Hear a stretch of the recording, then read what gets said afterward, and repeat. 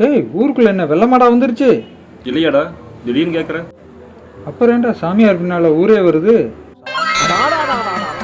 என்ன வெயில் என்ன வெயில். ரொம்ப நாளாக நம்ம ஊரில் குடிக்கிறதுக்கும் தண்ணி இல்லை, ஆற்றுலையும் தண்ணி இல்லை.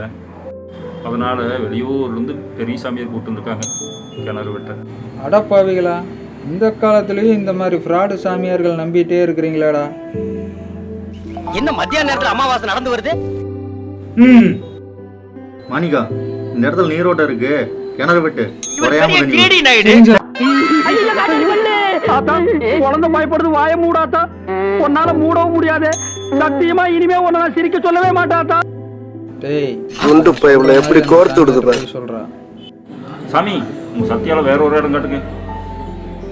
சாமி, மனசு ஒரே மீன் மார்க்கெட் மாதிரி கையாமையான்னு கத்துது. அட பாவி, உன் பேச்சை கேட்டு நானும் சாமியார் தப்பா நினச்சிருந்தா. டேய் அந்த சாமியாரை விட நான் நல்லா நீரோட்டம் பாப்பேன்டா. இன்னும் 3 அடி எடுத்து வச்சதையும் அங்கேயும் நீரோட்டம் இருக்குதுன்னு அந்த சாமியார் குண்டு சொல்றாரு. பைப்ல எப்படி கோர்த்து விடுது பாரு. அவர் கண்ண பாரியா, அவர் கலர பாரியா.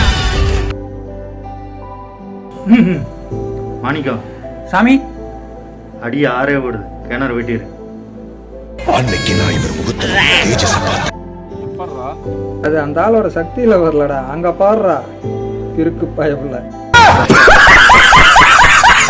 அப்படி நடு தண்ணியில போய் நில்லு, நிம்மதியான இடத்துக்கு போய் சேர்ந்து. ஏன்டா எப்ப பார்த்தாலும் எருமைச்சாடிய மூஞ்சில அப்புறம் மாதிரியே தெரியுது?